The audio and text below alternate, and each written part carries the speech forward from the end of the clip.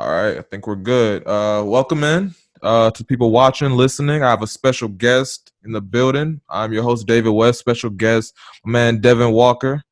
If Yes, you don't know, sir. if you don't know Devin, he's currently director of global leadership and social impact. And more than anything, man, he's been a very integral part to my growth at UT Austin because obviously I came in from PV, which is a whole dynamic culture shock, right? And coming in from that to a 4% PWI, 4% Black community at a PWI, obviously a big transition, man. And you've been an integral part to that transition. You've mentored me, and again, man, you've done a lot for me, and I can't tell you how much I appreciate you, man. Appreciate that, man. Appreciate your kind words, man. For sure. Just out here trying to do the work. For sure, man. I I guess a little background, man. So from the West Coast, came to Austin around. When did you come to Austin? 2013 for my All right, master. sounds good. Yeah, if you wouldn't mind, we could definitely start right there, man. Kind of that transition for you, coming from the West Coast, transitioning to Texas. What kind of culture shock is that for you, man? So, actually, so I went from LA. I went to college in Wisconsin. Talk about a Yeah, culture shock, man. yeah. It was Break it down, man. I've straight never lived on white, the West man. It Coast. was Yeah. it was Wisconsin was 92% white when I was there, 1.8% black. So the Mm. whole student of color population from America was 5%. And then we had Whoa. like 3% international students and then 92% white. It was crazy. Mm. Um, and it's funny, man. I remember being in high school, and this is just shows how distorted and miseducated some of us could be. And I'm taking myself here. Some of my best friend, he was going to Morehouse, and they was kind of questioning me, like, man, why don't you think about HBCU? I'm like, man, like, why? I want to go to a diverse school. I want to go to a college Yeah, that's diversity. Why do I go to all for black sure. school? And then I went to an all white school. I mean, they gave me a full tuition scholarship, but I guess it gets at the point that if you're not informed about that stuff, some of that stuff from your family, HBCUs when you're young, and I'm mixed, and my dad didn't go to a HBCU, so there was less of a push to that in my household. Mm. It just shows how miseducated we could be about some of our own historical institutions. So I ended up in Word. Wisconsin, hella white, hella cold. Studied abroad a couple times. That's where I got into my travel stuff, Yeah, we'll and definitely get into that. then went back to LA. And then eventually I went to Korea because I couldn't get over I had the travel bug. Went to Korea, taught English in Korea. So I transitioned from Korea to Austin.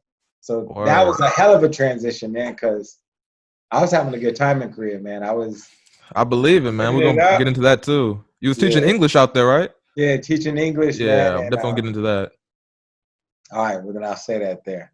for sure. Let me see. So it's interesting you bring up the growing up in the you said the 95% white environment, right? Nah, hell no. Oh, oh, Ninety-two percent out of Wisconsin, but I'm from LA, so I grew up yeah, yeah, yeah. first Sorry, community, yeah, yeah, first got you. culture, and Yeah, have primarily black friends growing up. okay, But yeah, went to an institution that was 90 okay. white. I got you. I guess it's very interesting because my story is pretty similar. So obviously landed at Prairie View in 2016, and my thought process, man, I want to be around some diversity, man. I want to get out of high school and see all different walks of life, different cultures, and that's a lot. That has a lot to do with why I end up making the decision to transfer out and go to UT Austin, man. But it's interesting, man. I want to get your thoughts on this actually. So I don't know if you follow a guy named Bomani Jones. He's a ESPN commentator. Yeah, He has yeah. this. He said this in an interview, man. It was talking about HBCUs mess around to be the most diverse period out of everything. It's because you bring in all these different cultures, walks of life, and they're from different economic backgrounds, right? So you're bringing in students who come from different income households, different situations, etc. And whereas a PWI in some cases, definitely not all, but in some cases, maybe strictly the white privileged, the white, steady household, steady everything, right? Whereas HBCU, more diverse on the sense of you have kids coming in from all walks of life, different impoverished communities, and different things such as that. I want to get your thoughts on that, man, because that was different when I heard that, man. I don't know if you agree, disagree. I Yeah, don't I know. would agree. I mean, And I'm definitely no expert on HBCUs. Let me Yeah, start. yeah, me either. But also there's a fair amount of racial diversity. One, black people are so heterogeneous. You know what I'm saying? There's 100%. folks that is light skinned as me. Shit, you might be a little more brown. All the way up to a darker skinned brother or sister. And all of our walks are quite different. You know what I'm Yeah, saying? Like racism, colorism is at play 100%. always. And so I think HBCUs, man, from my friends who went to HBCUs, they seem like they had incredible experiences. They got taught with a lot of care. Word. They got taught to think from Black perspectives. And then, yeah, they're still in a city, right? Most Of cities are course. pretty diverse.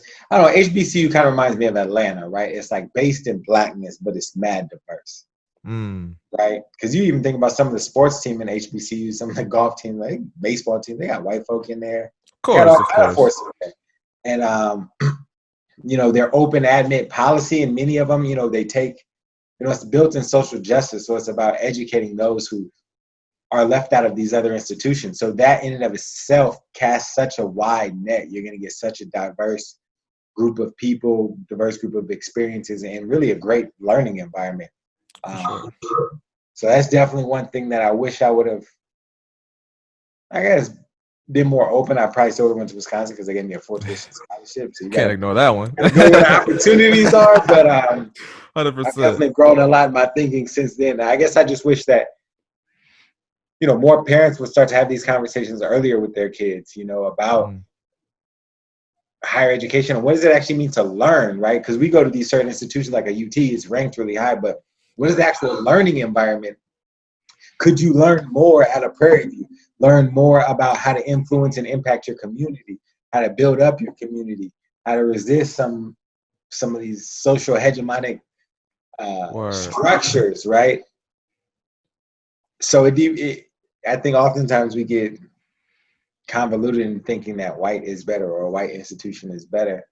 But I Of really course. think it depends on your goals. For sure, man. I echo a lot of the sentiments you just said, and I actually had a PV professor on a couple weeks ago, right? And I guess I won't get into the entire conversation, but essentially, man, one of the things I left with from that conversation was sort of take away the knowledge I'm learning from a PWI, and then going back to PV in the future and applying that knowledge and incorporating some of the way PWIs do things, the way they educate their students, and just transfer that back to PV, man. And that's kind of me doing my part to you know, be a resource. And that And was one of vice the advice. versa too, right? It's Of like course, of course, of you course, got to take the stuff that's happening in PV and of bring that course, to these. And that's what I think, in many ways, what we're trying to do within the Division of Diversity is, man, we really try to create an atmosphere that helps students feel like they are in a Black community or that they have or a system of care and support. We're like, nah, we generally care about y'all, not just your grades, your holistic development, like what's going on with your parents, like what's going on with your mental health, your emotional health. Like we talk for about sure, relationships, we really do try to create a culture. In many ways, learning from the HBCU culture, definitely. we try to create something like that at UT, which is challenging, but I think we're doing a good job of No, that. I completely agree, man. We got the MEC and again the DDCE, who I've worked with. You obviously work with. Yeah, man, we can kind of jump right into that. It's a good transition. Sort of, you land at Austin, right? I know we're kind of skipping some steps there. We're gonna get back to Korea and studying abroad and everything, but I guess in Austin, man, kind of being an educator and also being someone who's again the front man for global travel, global issues, all that different things, man. You being again the forefront of that. Um, how did that sort of come about? So how did you land at Austin, and then how did you kind of become that global figure per se? Yeah, so man, again, man, I guess I've always lived my life, man. Take advantage of the opportunities that are presented to you, right? And I got accepted into UT. I didn't get no money. So I ended up calling Dr. Moore. He's like, cool, man. I'm actually like in Vietnam backpacking at this point. And this was not to cut you off. This is for your graduate, right? This was after you left Yeah, so this Wisconsin. is All me. right, yeah. This is For the people so like listening, I'm yeah. trying to come to get my graduate degree, my master's, And so we set up a call. I'm in Vietnam, so I go to this little coffee shop, get on the internet, and I'm like waiting for the call, and I get him on the phone. He's like, "Hey man, I'm running to a meeting. Actually, can I call you back in like an hour or two?" I'm like, "Nah, man, I'm in Vietnam. I'm like 12 hours time difference. I'm at a coffee shop. Like, bro, you can't call me back. Like that's not how it really works out here." He's like, "What, man? You in Vietnam and you black?" I'm like, "Yeah, man." And he said, "What you doing?" I'm like, "Man, I'm backpacking." He was like, "Backpacking? What you mean, by yourself?" I'm like, "Yeah, man, I was out there for like 3 months just Yeah. on a backpack." And he's like, "Cool, man, I got a job for you. I want you to run my global stuff." So I'm like, "Cool." Wow. So later that summer, so this was probably right at the year, right, just about to get it to 2013. Okay. I'm still out in Korea, but here in Austin, he takes his first group abroad to China in the summer of 2013, right? And they had a great time, and I think they had like 40 students. It was a really successful trip. So then in the fall of 2013, that's when I get back on campus, and he kind of wants me to take charge of that initiative. This year we're going to be going to South Africa in 2014. He wants me to help lead the program, develop some of the program improvement, all that stuff, really just be a face. And I was also TAing for his classes. And so I had about 60 students I would work with. Okay. And man, they loved the stories. You know what I'm saying? Especially I just came from Korea backpacking. So it was like fresh on my mind. And I had stories for everything, and they was loving it. And man, so many of my students in those classes end up going abroad. And when you think about only 10% of college students go abroad. Those numbers for Black and Latino students are even Oh smaller. yeah. Yeah. But man, 50% of my classes that I taught will go abroad, right? And I think he could see it, and I was just excited. Like it's always been a passion of mine, which maybe we'll get to that story later. Since I first studied abroad in Of South course. Africa, it's Yeah. always been a passion, man. Like I got to help other Black and brown kids travel. Like there's something liberating about this. And even if I can't pinpoint what it is for each specific individual, like there's something liberating. And Yeah. so, man, the opportunity was there. He was like, run this stuff. So I just started creating more programs. And was really excited about it. Helped do recruiting that year. We took about maybe 40, 50 students to South Africa. And then we've just kind of been growing. In 2018, we took 81 students to South Africa, 55 of which were Black. Yeah. And, so when I graduated, I did my 2 years master's. Then I rushed through my PhD in 3 years somehow. And I studied the influence of international education on Black male student athletes, Division I student athletes, because oftentimes they're left out of the equation due to their responsibilities. They don't get access to this. And my best friend in college, he was a Black student athlete, and he got injured, and he really struggled finding himself after that, and really, got depressed, went through a lot of different emotions, ended up in rehab. And once his football career was taken from him, it was like his whole identity was taken from him, right? And oftentimes I think Black men are put into these boxes about what does success look like for you. That you can be successful by being an athlete, by being a rapper, instant gratification, by getting money quick. There's certain ways in which Black and success are equated. And then once that's stripped from you, it can be hard to find yourself, and that's what happened to him. As for me in college, I couldn't stand in Wisconsin, man. It was hella cold, hella white. I already mentioned it. So I'm traveling, I'm getting out, you know what I'm saying? I'm like, if I can make it here, I can make it anywhere. Of course. And I realized, man, our identities, my best friend, mine is just expanding. I'm seeing the world. I'm like learning all about myself, the world, who I am in relation to other people, seeing Black people at all corners and crevices of the world, having a better understanding of what global white supremacy actually is, coming to understand my own privilege as an American and how that is even built off of white supremacy. And so the internal contradictions that you have when you're traveling, grappling with your privilege that you get as American, but you're still Black. It's like, it's interesting. So my mind is being blown. His, on the other hand, football was taken from him.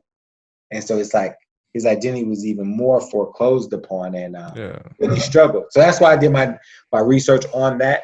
And when I graduated, they gave me an opportunity to do a postdoc here and direct the center, create a center and direct it, and come up with new initiatives, new international education programs, and not to cut you off. what I love, man.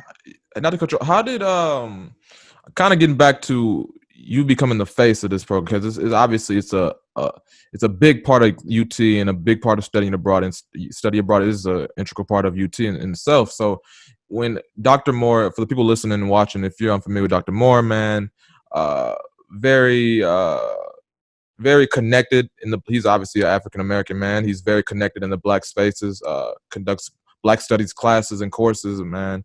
And I've never met the guy, but I've only heard good things, right? So aside from because I feel like aside from you obviously having the global studies and you've traveled to study abroad in different areas, right? How important did he voice to you that the importance of having like a Black man be the face of this study abroad at a PWI? How did he was that something he voiced to you? Like, man, I feel like this is an important. This would be I think important. it's unsaid, right?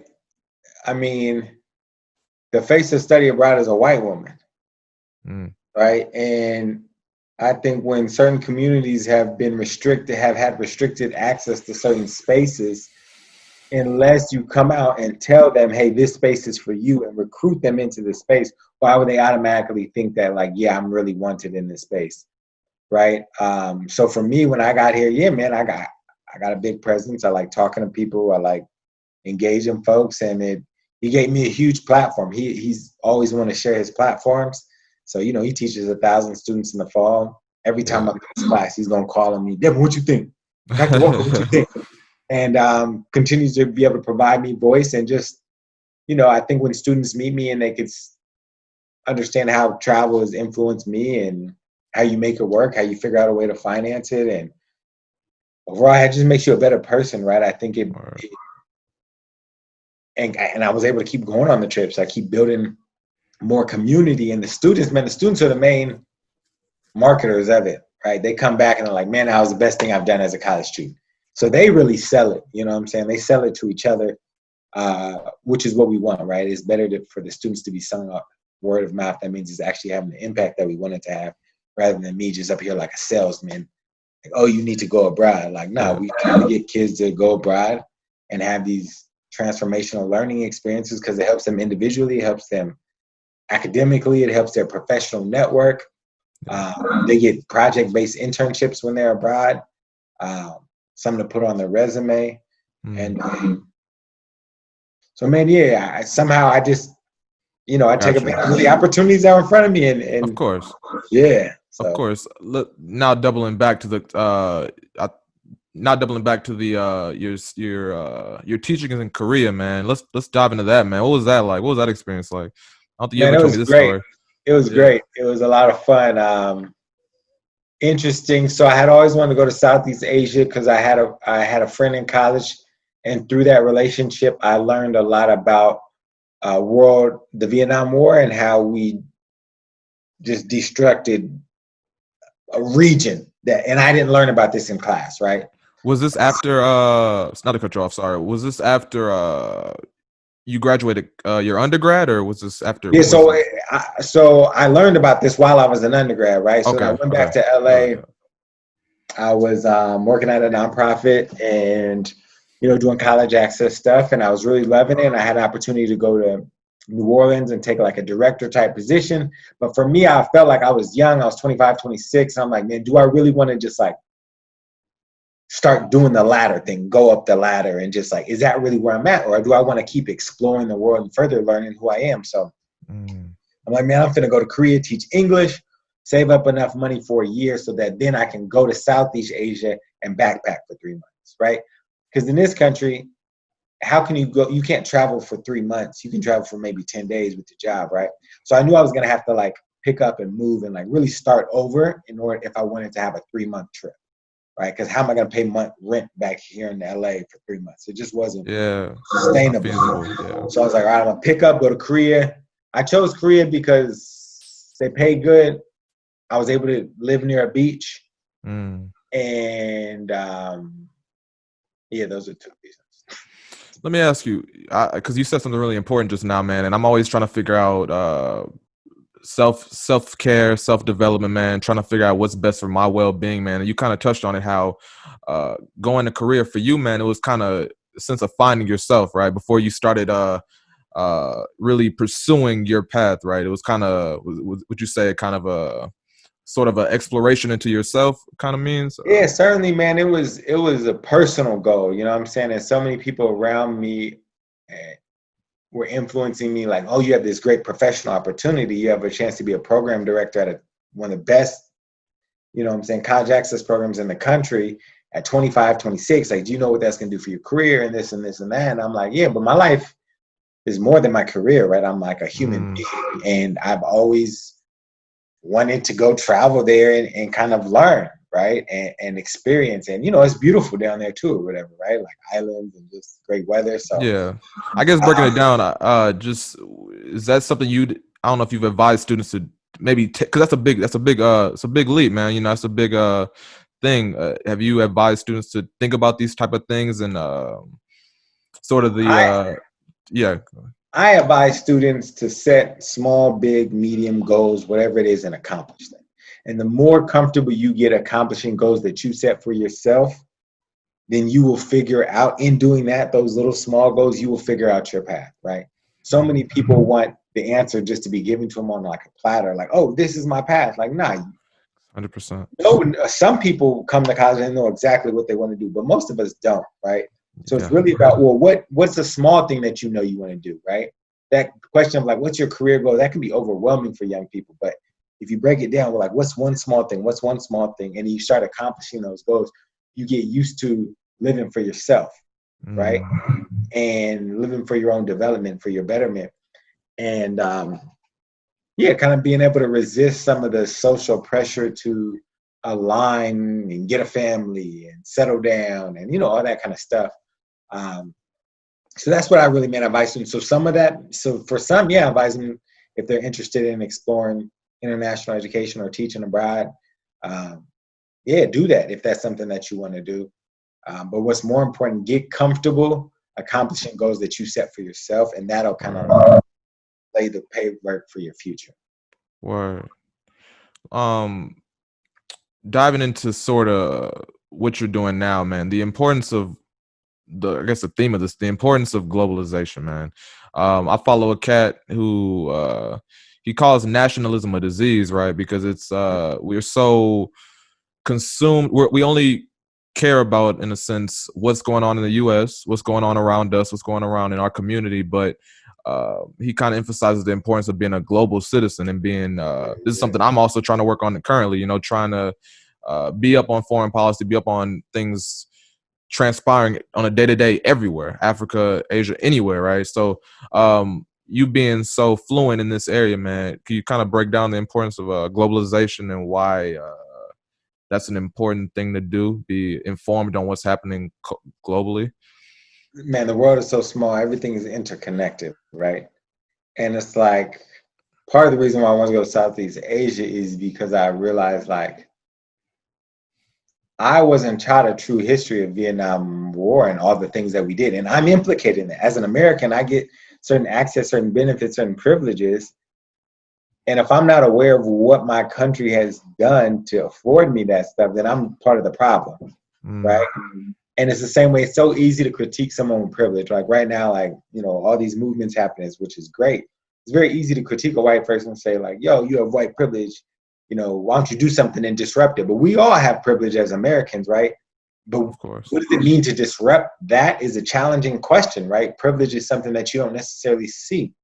So sometimes it takes you to get uncomfortable, go to a space. Man, I had some moments when I was in, you know, Vietnam with some people that did not like that I was American. You know what I'm saying? That let me know what our country did to them and to their family. Man, I went to this one little village, man. You could only get there by boat. And, you know, I'm talking to different people, da, da, da, da. They forgot I'm American. So they start connecting me to their American-based stories, right? And Yeah. this is in Laos. Yeah, this is in Laos. This ain't even Vietnam. Laos is a country right next to Okay. Vietnam. And they took me to this cave and they said, look, man, I'm like looking around in there and it looked like people used to live in here, right? Like not recently. It was kind of almost like a museum, but it's just a cave. And they're like, yeah, so during the Vietnam War and even after it, we were bombed every day by Americans, every single day for 8 years. And we lived in this cave to protect ourselves from the bombs. I'm like, what? They're like, yeah, we were bombed every single year. You know, America dropped more bombs in Laos and in Cambodia, which were neutral during the war, right? They're just next to Vietnam. We dropped more bombs in those two countries than all of the bombs in World War II by every country combined, right? And it's like, we don't know none of that, right? So when we think about even like immigration patterns of Asian people coming to this country, like now I can better understand why Southeast Asians, their experiences in this country, outside of the fact that they're a little bit more brown, are very different than an East Asian because the immigration patterns are different. The reason why they came here is very different, is off of asylum and refugee status, right? Escaping war as compared to sometimes East Asians, Chinese, Japanese. The reasons for migration are very different. So it better helps you understand the landscape of the world. You know, even for example, this COVID thing or whatever, right? Yeah. If we paid attention, America's like loves America, right? We don't think nothing else about the world. Yeah. And It's a we believe that we're nationalism. better. Yeah, we literally believe that we're better, right? We've seen what was happening in China. We've seen that it started spreading to Japan, South Korea, Italy, and we literally didn't take the steps to stop it from happening here, right? We literally thought, because our worldview sees ourselves as superior to these other people, right? We allowed ourselves to convince ourselves, our leadership, that we're going to be immune to this. We're going to be better than this. We're America. Like, it's not going to happen here, you know? And that's why it's hit us worse than any other country, right? It's just like these mythologies that are so built into American identity about like American exceptionalism are actually quite catastrophic, right? And allowed for so many people right now to die. And for me, you know, I was supposed to take a bunch of high school students to China this year. So for me, I'm paying attention to the world way back then. I canceled that trip in January, right? Wow. UT didn't end up canceling our study abroad trips till March, like 2 months later, because there's such a lack of like awareness around the world. That's important. And with the internet and everything making the world so much smaller, you know, there's a lot that we can learn from the world. There's a lot, obviously, that we believe the world can learn from us. But man, it's so inspiring, man. You go to like another country, South Africa is one of my favorite countries, and you see these people getting it done with such less resources. It makes you, when I come back here, like, all right, how can I better lead? How can I live off less? Right? MLK said one of the diseases of America is materialism, and that what leads to so much racism. And for me, man, just realizing how much more I could do with less. And you learn that by being in other countries and being inspired by people and seeing how they navigate issues and problems and challenges. So there's a lot, man, we could learn about the world. And in learning about the world, we learn so much about ourselves. Like, you know, little stuff. You know, when you leave the water on, who is that actually affecting? It's affecting somebody. When you leave food on your plate, right? All these little things, right? Who made this shirt? What were the working conditions, right? So before you go buy a new shirt every week, right? Think about the fact that somebody made that shirt and their working conditions probably aren't ideal. I think the practice of gratitude is one of those essential components, man. That again, man, these are things I'm working on and the things I encourage my peers to work on, man. Because like you said, we living in America, living in such a fast-paced environment, man. We take a lot of things for granted. We don't see things we don't see things happening globally, and again, we just take little things for granted, right? So going off that to you referenced the 100 passports, man. Obviously, I know a lot about it, man. Followed it from its conception, man, and did my part to help out. And we shot some videos, we did some articles, man. I'll make sure anyone following this conversation, man, I'll link all that stuff, man. And we did a lot of great things, man. Yeah, I know it. You said it got canceled, man, but I kind of want you to kind of break down what that initiative was, man, kind of from the beginning, and kind of run me through the timeline, man, for people that don't know. Yeah, so you said something earlier that actually, when you were talking about the professor from PV, he was talking about like, well, you know, what can you take from these institutions and leverage it to serve others, right? Ultimately, Yes. That's what So I thought the same thing, man, right? Education abroad is transformative for our students, especially our Black and brown students, and they're able to navigate it well, better than white students. So how can I leverage that into the community? So I'm like, first and foremost, in order to travel, you need a passport. Even if we just give students a passport, it'll allow them to like think and reimagine beyond what they see, right? So we started with East Austin because East Austin, there's a lot of gentrification, and the Black and Latino communities are getting pushed further out away from, their land, right, where their Certainly. grandparents grew up. So I started with some of those communities, built some partnerships with a bunch of different middle schools, and put out the program. So I was going to pay for the passports. Got about 200 students to apply, accepted 100 of them, and then we were actually able to give out around 70 passports into the program. What we did was, man, I worked with the passport office at UT, and they actually brought all their services, man, out to a community, to the school, on the east side, Decker Middle School. And thanks for Decker Middle School's leadership for allowing us to host it there, or for hosting us there. And we did that because all the people live over there, right? So it's one thing to provide a service to somebody, but if you're providing someone a service, you're like, hey, well, you got to come way on the other side of town. You got to come to UT where there's no parking. Parking costs $10. You're not really meeting their needs, right? You got to find a way. When you want to serve somebody, you actually got to figure out, well, what are their actual needs before you come up with this whole plan about what you want to introduce. So we did it there. It was dope. I created these little passport booklets for all the students where they could take like a little, little things that print out little pictures, a Polaroid picture, Yeah. staple it on there, and then they will go to these different spots around the room. And each little location, they had to complete a task, and they would get a passport stamp. To get them to start to think, what would it mean for me to go to China? What would it mean for me to go to South Africa and get all these different passport stamps? So we did that, and had about 70 kids in the program. That was during their 8th grade year. I would meet with them once a month, go to the different schools, which was exhausting, leading the workshops.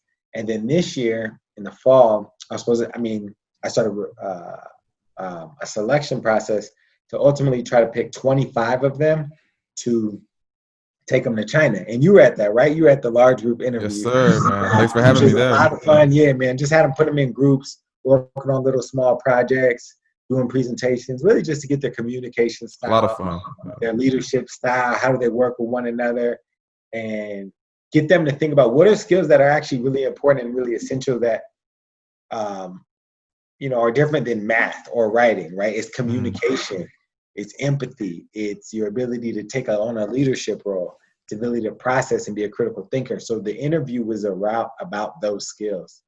And then I individually interviewed each one of those students, which was mad exhausting. And also to give them some, some professional development experience. Like, what is it? Yeah. What's it to be in an interview in the 9th grade with the opportunity to go to China on the line, right? All expenses paid trip to China. Them kids is nervous. So it was a lot of fun. I eventually selected the 25.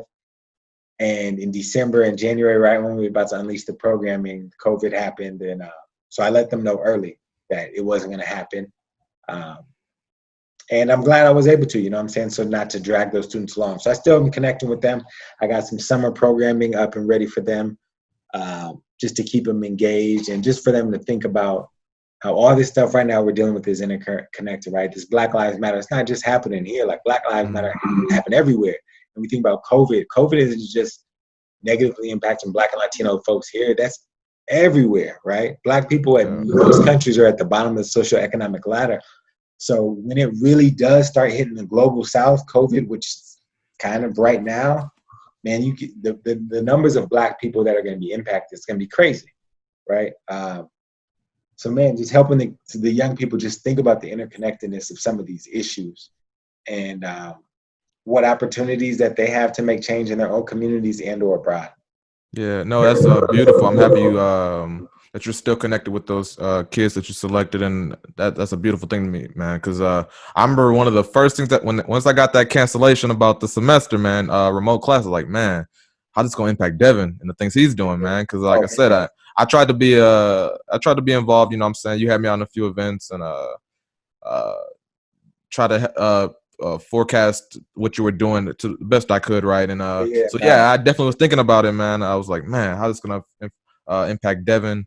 And but it's beautiful that you're still Nah, connected man, I with. was supposed to get married in April, man. I had to cancel that. Wow, man. Yeah, so It's definitely hit home. And what started off the first half of the year, man, seeming like really challenging, canceling. I had to cancel that program, which killed me. Letting down I young could people imagine. Yeah. who've never traveled, man. That killed me. That was like my baby. And then having to cancel. I started launched a trip to Dubai this year. Had to cancel that the week before spring break. It was supposed to be on spring break. Had to cancel that the week before. Even still, canceled it before the university canceled all their stuff. Because again, man, I think I was just a little bit more in tune with what was going on globally. Like, nah, it's ain't Yeah, it's important. That's So the yeah. university canceled all the study abroad trips like the day before school got out for spring break. So left a lot of people who were supposed to travel for spring break or do like different type of service learning projects. Kind of, it's pretty late to cancel it. Mm, So then I had to cancel. We canceled the South Africa trip, to Costa yeah. Yeah. Rica. So it started off this year being really tough and challenging. I think and then the deaths, Ahmaud Arbery, Breonna Taylor, George Floyd, like just seemed really heavy, man. But I actually think the second half of this year, I'm like inspired beyond anything I've ever experienced before, man. And I just think the momentum that is gathering, it's almost like a perfect storm, right? It's almost like a perfect something that's so bad is going to hopefully devastate the structures that have held up inequity and racism for so long in this country that it's going to be a perfect storm to disrupt all that stuff, right? I mean, you've seen what happened in Minnesota right now, like the university defunded from the police, Yep. and the school district defunded from the police. And now the state came in and is investigating the police department. Now they said they're going to disband the police department and develop a whole new kind of community-oriented policing program. And they had Mitt Romney protesting the other day and wanted to talk about Black Lives Matter. There's a lot of stuff happening right now that's big because of the momentum of all this. The momentum of those deaths happening when everybody's at home on social media because they're not at work, because the economy is shut down. Everybody being able to go out and protest days on end because, a lot of Black people are out of work, man. You know what I'm saying? So it's almost like what seems horrible is actually creating the conditions for something beautiful, hopefully, to happen. I realize that I'm also saying that from a very privileged position. I still get a paycheck. I get to work from home. I have the space to work from home. So I know people are out there struggling. So when I say a perfect storm, it's not to suggest that people really are struggling right now, because they are. Lives are being lost. A lot of Black lives are being lost. But something is brewing. Something is happening to this country, to this world. There's protests all over, globally, around Black Lives Matter, right? Right. And I think that's the type of energy and pressure that we're going to need to get this goofball out.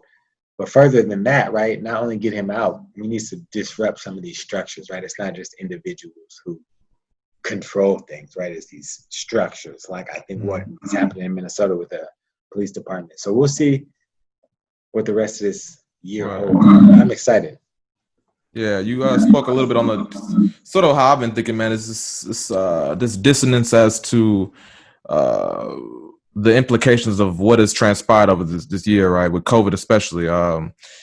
One thing that's happened is it's provided me sort of a financial stability with all with the CARES Act and the way I'll give credit to UT for this, the way they've have emergency funds, right, and the way they've given out money to students such as myself.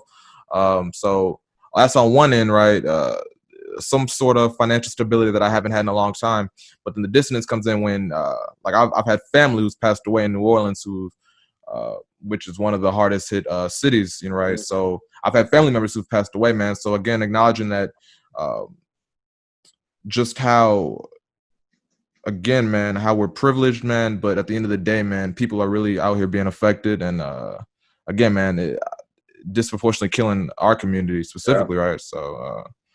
Yeah, man. But little tangent there. Transitioning to study abroad, man. Sort of your ethos, man, and how involved you are with that, man. I don't know if you remember this, but when I first got on campus, man, I was working for the Daily Texan, right? And I had you for the article for the it was kind of focusing on study abroad, but we took a deeper dive into sort of the gender gap, right? How women are largely outnumbering men in terms of study abroad, and sort of the reasons for that. And I remember one of the things one of the conclusions we came across was sort of women are more motivated than men to study abroad, and I feel like that's because uh, men don't see sort of the end goal, right? We don't see the economic growth that can come from studying abroad, right? We just see it as my man Brandon, who I interviewed for the piece as well, man. He put it beautifully, man.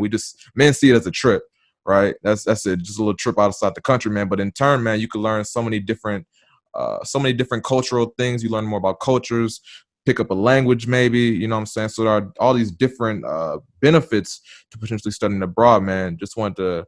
Obviously, you're very fluent in this field, man. Could you speak to some of those things, man, and how we, yeah, On the gender piece, um, yeah, man, I think, man, especially for college students, man, women are just, they more about it, man. They active, they for take sure, on leadership roles. They're the ones speaking up in class.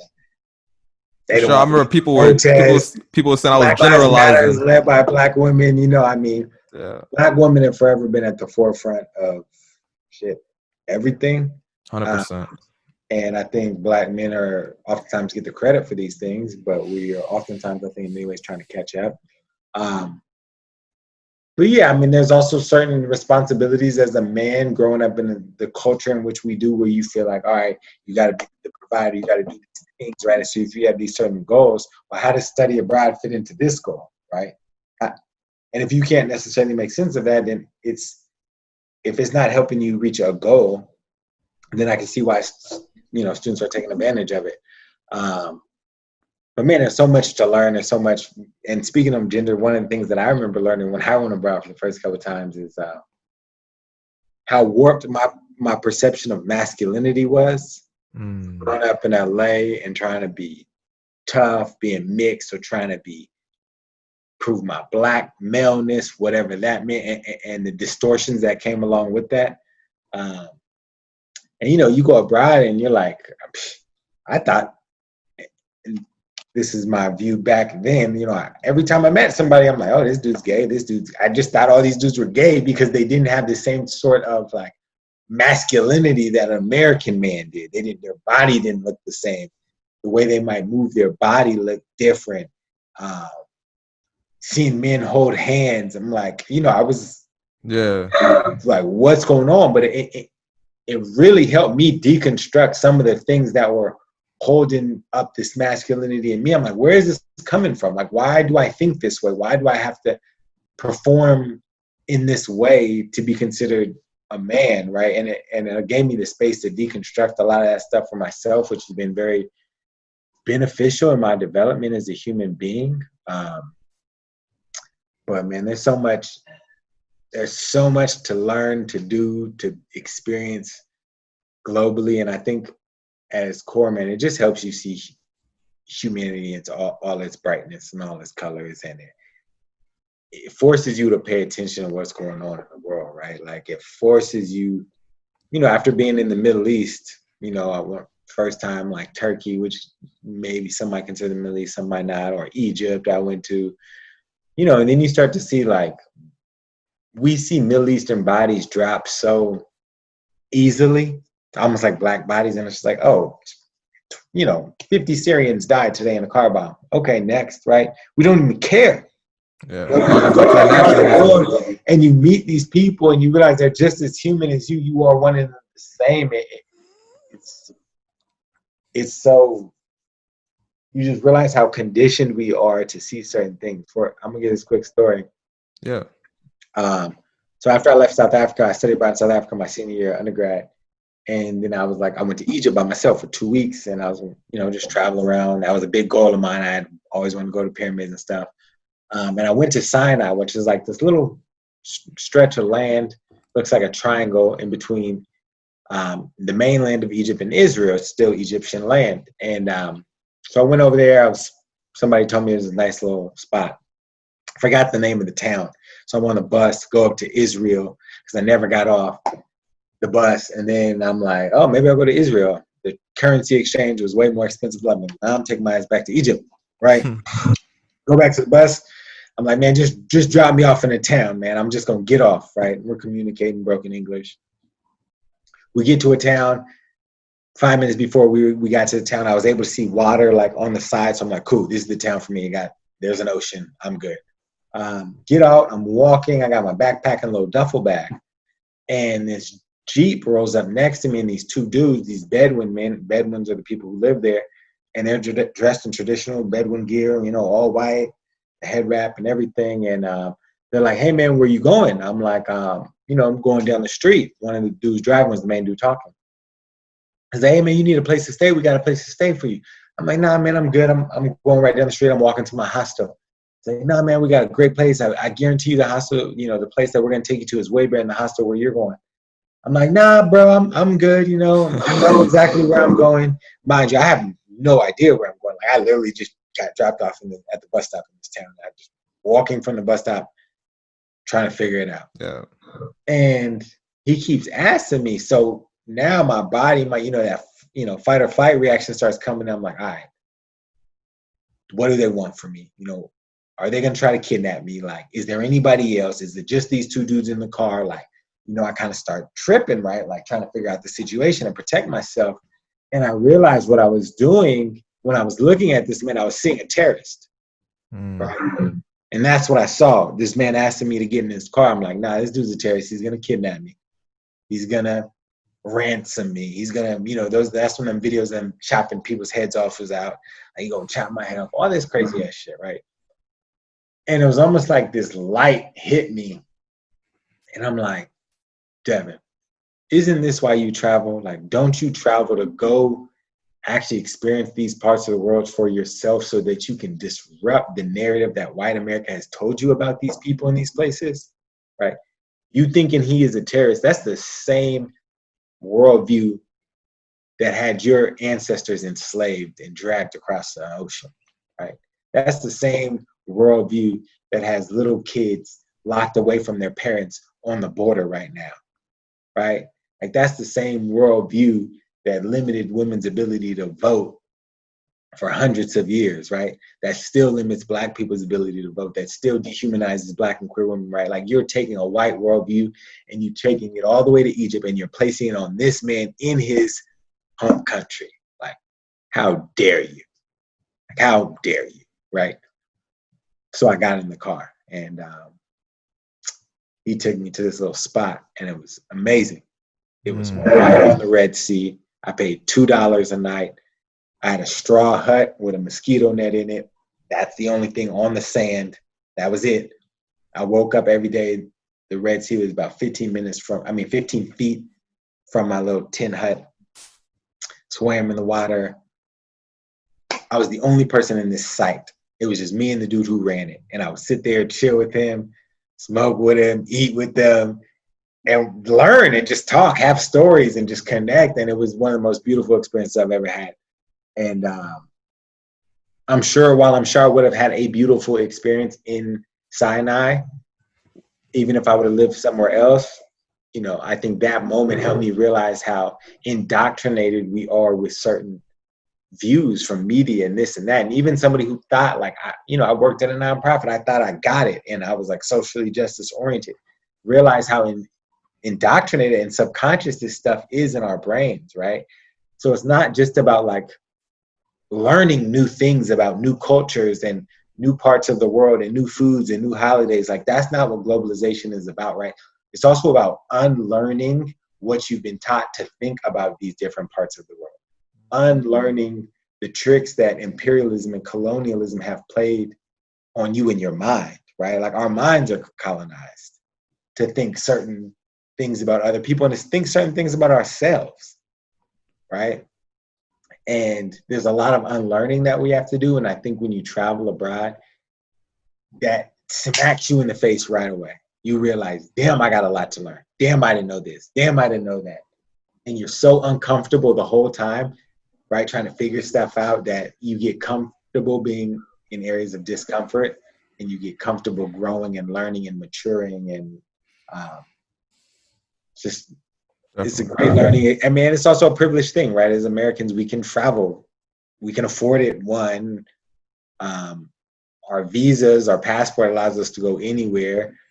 Um, so it's also a very privileged thing, but I think that it can have some huge benefits and rewards, especially if we're going and not just as tourists and staying at these nice hotels that don't put any of the money back into the community, right? But you're going and you're being a sustainable travel. You're limiting your impact, and you're putting your money like in local people's hands, right? You're going to local restaurants. You're staying with local people. I've stayed at so many people's houses, like a little hostel built off the side of their house, stuff like that. Restaurants built, in their people's garages. Um, and in doing so, man, it just settles It's you, man. everything. Yeah. So Man, no, I could definitely appreciate that story, man. That's a beautiful way to look at, again, globalization and just studying abroad all together, right? Um, Let me play devil's advocate though, because I feel like that's important to kind of unpacking things and addressing both sides. So I hear you saying all this, and as a college student, I sit here, man, that's a beautiful thing, right? I study abroad. Um, a limited amount of benefits, a limited amount of fulfillment and experiences I could take with me forever, right? Not I can not only put this on a college resume, but I can also apply this culture, what I've learned, apply it to people, connect different people to other people, be a bridge, sort of bridge the gap between different demographics, right? And as a college student, trying to who comes into college and looks at it like, okay, this is beautiful, but financially, man, how, especially the Black community, financially, right, coming in, how am I gonna afford to get these experiences, man? I know this is a lot of the work you do, so I'm happy to ask you this question. How do you, specifically the Black community, right? Not the Black people of color. How do you break down, man, this financial barrier that comes with studying abroad, right? And how do we not only jump over that hurdle, man, but we go out there and go get it?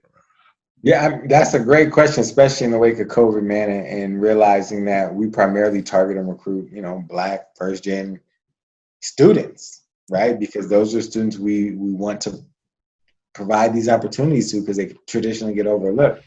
But now understanding like the impact that COVID is going to have on people's finances is going to be different, right? So part of it is like my job is to also create like what kind of global learning experiences can people have locally, right?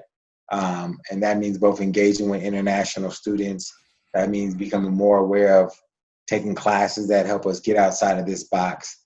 But in terms of like actually figuring out the finances, man, I always tell people there's always going to be reasons not to. You got to find the reasons why. If it's your goal to go, you got to be able to find the reasons why. Don't be, my fiance often says, like, don't be the person to tell yourself no, right?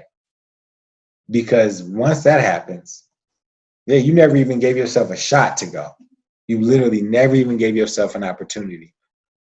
And then, yeah, in the long run, you could blame it. It was too expensive. You could blame it on finances, but it was really the fact that you actually didn't try, Your mind was right? already predetermined. Yeah, so there's different things. And I'll give you this one example. You can study abroad at a university in Mexico for a semester for cheaper than you can at UT, right? Mhm. Because the cost of living is cheaper down there, the food is cheaper down there. So while the flight may cost you $500, when you break that out over 5 months of being abroad, that's $100 a month. And the cost of living down there is way less than $100 a month. So you're actually making up that money, right? So there are opportunities. Not all of them are cheap. The programs that we run in South Africa and China, they got a hefty price tag on them. But what we do is I help students, you know, all right, learn how to apply for things, right? And that's hopefully to get you some money for this particular trip. But that's also a great skill about how do you start to write for grants, right? How do you start to write for different proposals? How do you start thinking about, can you study something over there that's worth studying? So then also some students write research proposals that they can use to get money. How do you help people develop marketing skills, right? So it's like, all right, you want to do a GoFundMe. Well, why should somebody invest, right? Maybe you're going to say, hey, for every, for $100, that gives me 2 nights stay. Help people make sense of the money that they're trying to donate to you. Or also maybe you'll be able to be like, all right, for every $20 donated to me, I'm gonna give somebody a bracelet. If you donate $100, you get a bracelet. And when I come back, I'm gonna cook you a traditional home cooked meal. So there's so many skills you can actually build, professional development skills you can actually build in trying to figure out this goal, right? All right. That yeah, you might get raised $3,000, $4,000. My job is also to find donors and things like that to support students, right? So that's something that I try to do on my end, and also get student narratives to provide to donors. But all that stuff is gonna look shaky this year, man, because everybody lost money. So it's a great question that you're asking. I think it's going to be a great challenge for us. But again, I think for most people, I think, man, if you really want something to happen, get in the habit of making it happen. Because even if you take, like, I owe 60 racks in loans. Most of that is from my undergrad traveling experiences. But those experiences put me on a trajectory where it's like now I have a PhD, I got a great family, solid house, solid salary, and I can pay those loans, right?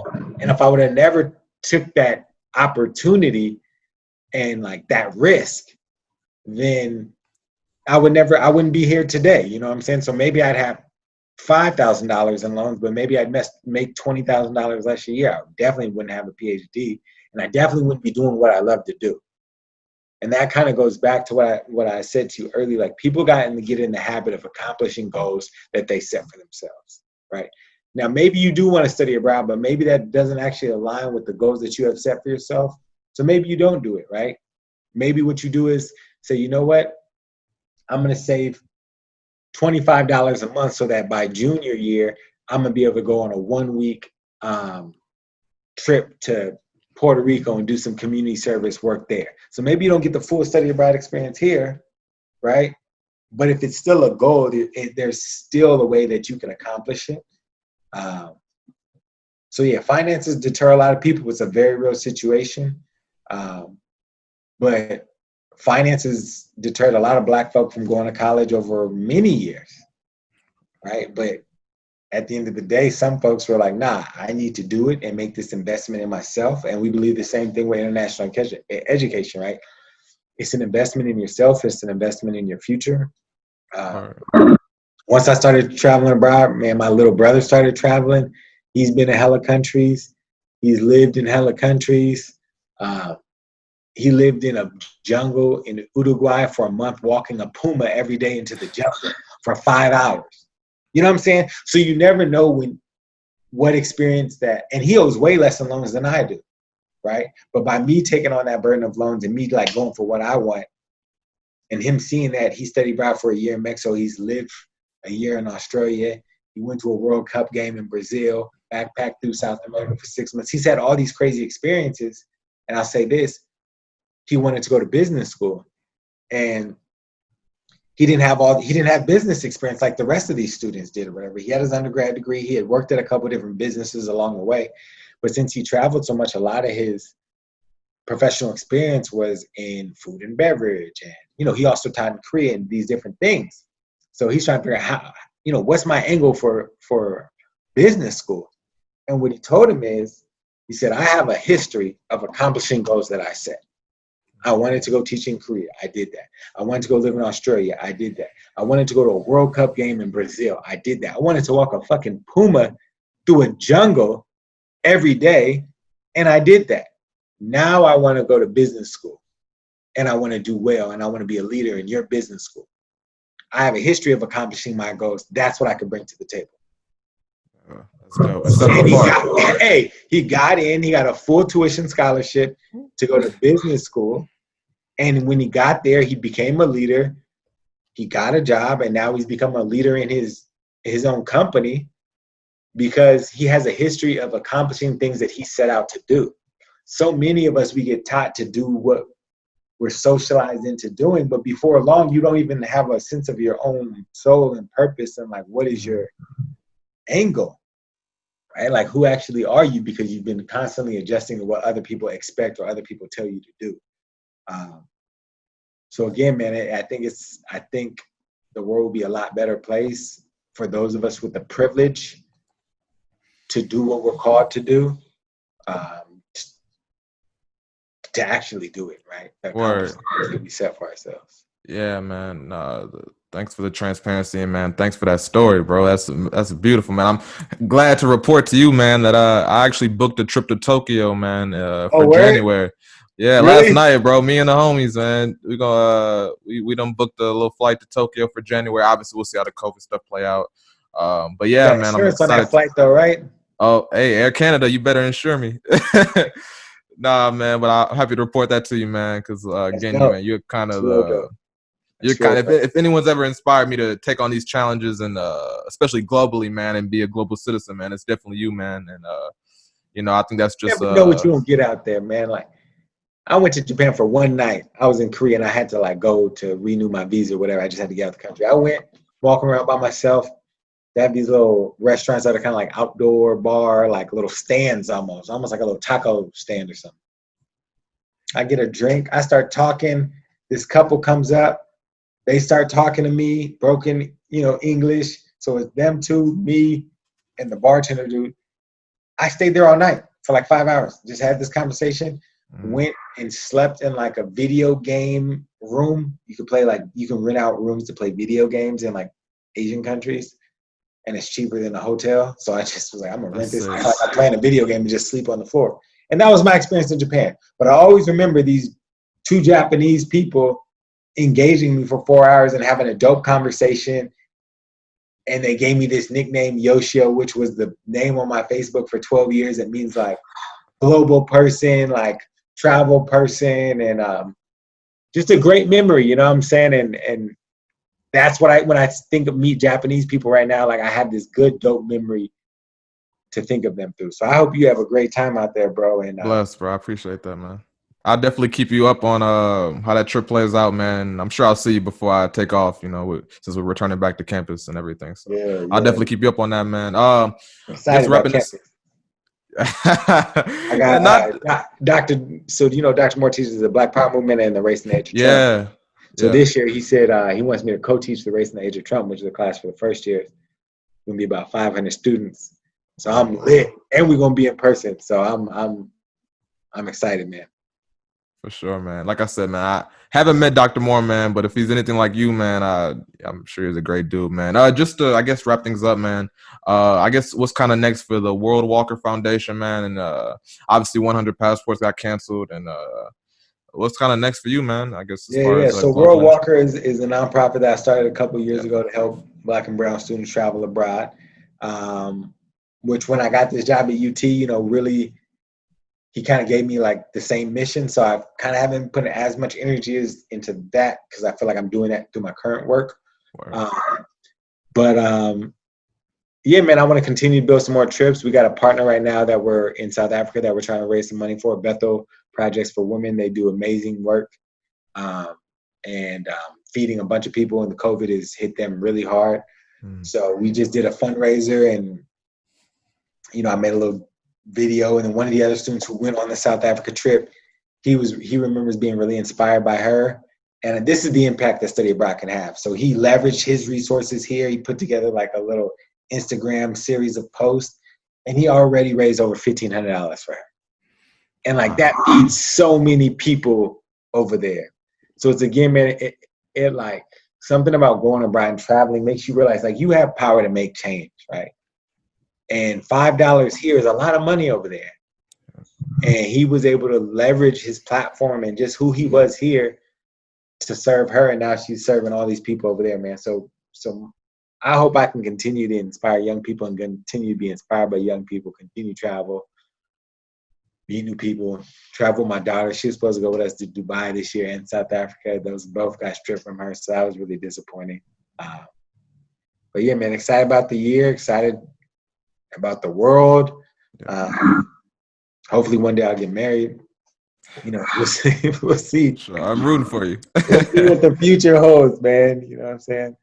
For sure. Well, man, thank you for your time, man. And again, man, I can't stress this enough. Being sort of a mentor for me, especially coming in again from PV to UT, culture shock, man. You've kind of took me under your wing, man. Just a lot of respect, man. I definitely appreciate all you've done for me, and yeah, any way I could help you out, man. And doing this Man, you've helped podcast, me. man. Yeah, you've helped me a great deal, man. So when you get it released, man, let me know. I'll put a link to it on our website. Um, hey, you're a go-getter, man. You get things done. I knew that the moment I met you. You had ideas, you go get them done. Uh, and who knows? That might have been you might have get a little bit of that from coming from PB because you came in a little more hungry than most students I meet. So I appreciate it, and I learning a lot from you as well, my man. Wow, that means a lot to me, man. Thank you so much for being on, Dr. Devin Walker, man. Thank you. Yes, sir.